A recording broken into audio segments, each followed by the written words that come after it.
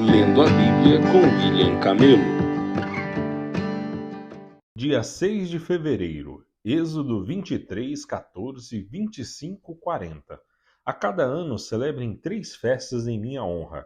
Primeiro celebrem a festa dos pães sem fermento. Durante 7 dias o pão que vocês comerem será preparado sem fermento, conforme eu lhes ordenei. Celebrem essa festa anualmente no tempo determinado no mês de Abibe, pois é o aniversário de sua partida do Egito. Ninguém deve se apresentar diante de mim de mãos vazias. Celebrem também a festa da colheita, quando me trarão os primeiros frutos de suas colheitas. Por fim, celebrem a festa da última colheita no final da safra, quando tiverem colhido todos os produtos de seus campos. A cada ano, nessas 3 ocasiões, todos os homens de Israel devem comparecer diante do soberano, o Senhor. Não ofereçam o sangue de meus sacrifícios com pão que contenha fermento, e não guardem até a manhã seguinte a gordura das ofertas da festa. Quando fizerem a colheita, levem à casa do Senhor, seu Deus, o melhor de seus primeiros frutos. Não cozinhem o cabrito no leite da mãe dele. Vejam, eu enviarei um anjo à sua frente para protegê-los ao longo da jornada e conduzi-los em segurança ao lugar que lhes preparei. Prestem muita atenção nele e obedeçam às suas instruções. Não se rebelem contra ele, pois é o meu representante e não perdoará sua rebeldia. Mas, se tiverem o cuidado de obedecer e de seguir todas as minhas instruções, serei inimigo de seus inimigos e farei oposição aos que se opuserem a vocês. Meu anjo irá à sua frente e os conduzirá à terra dos amorreus, hititas, fariseus, cananeus, heveus e jebuseus, e eu destruirei todas essas nações. Não adorem seus deuses, nem os sirvam de maneira alguma, e nem sequer imitem suas práticas. Antes, destruam-nas completamente e despedacem suas colunas sagradas. Sirvam somente ao Senhor seu Deus, e eu os abençoarei com alimento e água e o protegerei de doenças. Em sua terra, nenhuma grávida sofrerá aborto e nenhuma mulher será estéril. Eu lhes darei vida longa e plena.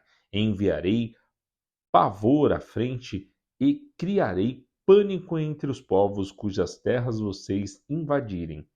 Farei todos os seus inimigos darem meia volta e fugirem. Sim, enviarei terror adiante de vocês para expulsar os heveus, os cananeus e os hetitas, mas não os expulsarei num só ano, pois a terra ficaria deserta e os animais se multiplicariam e se tornariam uma ameaça para vocês. Eu os expulsarei aos poucos até que sua população tenha aumentado o suficiente para tomar posse da terra. Estabelecerei os limites de seu território desde o Mar Vermelho até o Mar Mediterrâneo e do deserto do leste até o rio Eufrates. Entregarei em suas mãos os povos que hoje vivem na terra e os expulsarei de diante de vocês. Não façam tratados com eles nem com seus deuses. Esses povos não devem habitar em sua terra, pois os fariam pecar contra mim. Se vocês servirem aos deuses deles, cairão na armadilha da idolatria. Então o Senhor disse a Moisés: Suba ao monte para encontrar-se comigo e traga Arão, Nadab, Abiú e 70 líderes de Israel. Todos devem adorar de longe. Somente Moisés está autorizado a se aproximar do Senhor. Os outros não devem chegar perto e ninguém mais do povo tem permissão de subir ao monte com ele. Moisés desceu e transmitiu ao povo todas as instruções e ordens do Senhor, e todo o povo respondeu em uma só voz: Faremos tudo que o Senhor ordenou. Moisés anotou com exatidão todas as instruções do Senhor. Logo cedo, na manhã seguinte, levantou-se e construiu um altar ao pé do monte. Também ergueu 12 colunas, uma para cada tribo de Israel. Em seguida, enviou alguns rapazes israelitas para apresentarem ao Senhor holocaustos e touros sacrificados como ofertas de paz. Moisés colocou em vasilhas metade do sangue desses animais e aspergiu a outra metade sobre o altar. Depois pegou o livro da aliança e o leu em voz alta para o povo. Mas uma vez todos responderam: obedeceremos ao Senhor, faremos tudo o que ele ordenou. Moisés pegou o sangue das vasilhas, aspergiu-o sobre o povo e declarou: este sangue confirma a aliança que o Senhor fez com vocês quando lhes deu estas instruções. Depois Moisés, Arão, Nadab, Abiú e os 70 líderes de Israel subiram ao monte onde viram o Deus de Israel, e sobre os pés dele havia uma superfície azulada como safira e clara como o céu. E embora esses nobres de Israel tenham visto Deus, ele não os destruiu, e eles participaram de uma refeição na presença dele. Então o Senhor disse a Moisés: suba ao monte para encontrar-se comigo. Fique lá e eu lhes darei tábuas de pedra nas quais gravei a lei e os mandamentos para ensinar o povo. Moisés e seu auxiliar Josué participaram e subiram ao monte de Deus. Esperem aqui até voltarmos, disse Moisés aos líderes. Arão e Hur ficarão com vocês.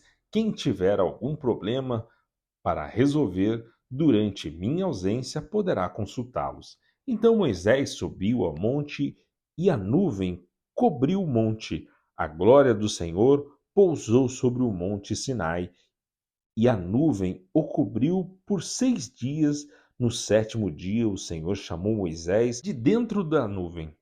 Para os israelitas que estavam ao pé do monte, a glória do Senhor no alto do Sinai parecia um fogo consumidor. Moisés desapareceu na nuvem ao subir ao monte e ali permaneceu 40 dias e 40 noites. O Senhor disse a Moisés: diga ao povo de Israel que me traga suas ofertas, aceite as contribuições de todos cujo coração os dispuser a doar. Aqui está uma lista das ofertas que você aceitará deles: ouro, prata e bronze, fios de tecido azul, roxo e vermelho, linho fino e pelos de cabra para confeccionar tecido, peles de carneiro tingidas de vermelho e couro fino, madeira de acácia, óleo de oliva para as lâmpadas, especiarias para o óleo da unção e para os incensos perfumados, pedras de ônix e outras pedras preciosas para serem fixadas no colote e no peitoral do sacerdote. Instrua os israelitas a construírem para mim um santuário, para que eu viva no meio deles. Devem fazer esse tabernáculo e sua mobília de acordo com o modelo que eu lhe mostrarei. Faça para mim uma arca de madeira de acácia, com 1,15 m de comprimento, 67,5 cm de largura e 67,5 cm de altura. Revista com ouro puro por dentro e por fora e coloque uma moldura de ouro para o seu redor. Mande fundir 4 argolas de ouro e prenda-as aos 4 pés da arca, 2 argolas de cada lado. Faça vara de madeira de acácia e reviste-as com ouro. Passe-as por dentro das argolas dos lados da arca para transportá-la. Essas varas ficarão dentro das argolas, nunca as remova. Coloque dentro da arca as tábuas da aliança que eu lhe darei. Faça a tampa da arca, que é o lugar de expiação, de ouro puro. deve medir 1,15 m de comprimento e 67,5 centímetros de largura. Em seguida, faça 2 querubins de ouro batido e coloque um em cada extremidade da tampa. Modele um querubim em cada extremidade da tampa para formar uma só peça de ouro. Com a tampa, os querubins ficarão de frente um para o outro, com o rosto voltado para a tampa da arca. Estenderão as asas sobre a tampa para protegê-la. Coloque dentro da arca as tábuas da aliança que eu lhes darei. Ponha a tampa sobre a arca, ali sobre a tampa que é o lugar de expiação, entre os querubins de ouro que estão sobre a arca da aliança. Virei ao seu encontro e falarei com você. Dali eu lhe darei meus mandamentos para o povo de Israel. Faça também uma mesa de madeira de acácia com 90 centímetros de comprimento, 45 centímetros de largura e 67,5 centímetros de altura. Revista-a com ouro puro e coloque uma moldura de ouro ao seu redor. Enfeite-a com uma borda de 8 centímetros de largura e com uma moldura de ouro ao redor da borda. Faça 4 argolas de ouro para a mesa e prenda-as aos 4 cantos, junto aos 4 pés. Prenda as argolas junto à borda para sustentar as varas que serão usadas para transportar a mesa. Faça essas varas de madeira de acácia e a revista com ouro. Com elas a mesa será carregada. Faça recipientes especiais de ouro puro para a mesa, tigelas, colheres, vasilhas e jarras que serão usadas para as ofertas derramadas. Coloque sobre a mesa os pães da presença, de modo que fiquem diante de mim o tempo todo. Faça um candelabro de ouro puro batido. Todo o candelabro e seus enfeites formarão uma só peça. A base, a haste central, as lâmpadas, os botões e as flores da haste central sairão 6 ramos, 3 de cada lado. Cada um dos 6 ramos terá 3 lâmpadas em forma de flor de amendoeira, com botões e pétalas. A haste central do candelabro terá 4 lâmpadas em forma de flor de amendoeira, cada uma com botões e flores. Também haverá um botão de amendoeira debaixo de cada par dos 6 ramos que saem da haste central. Os botões de amendoeira e os ramos formarão uma só peça com a haste central e serão feitos de ouro puro batido. Em seguida, faça 7 lâmpadas para o candelabro e posicione-as de modo que reflitam a luz para frente. Os cortadores de pavio e os apagadores também serão de ouro puro. Serão necessários 35 quilos de ouro puro para o candelabro e seus acessórios.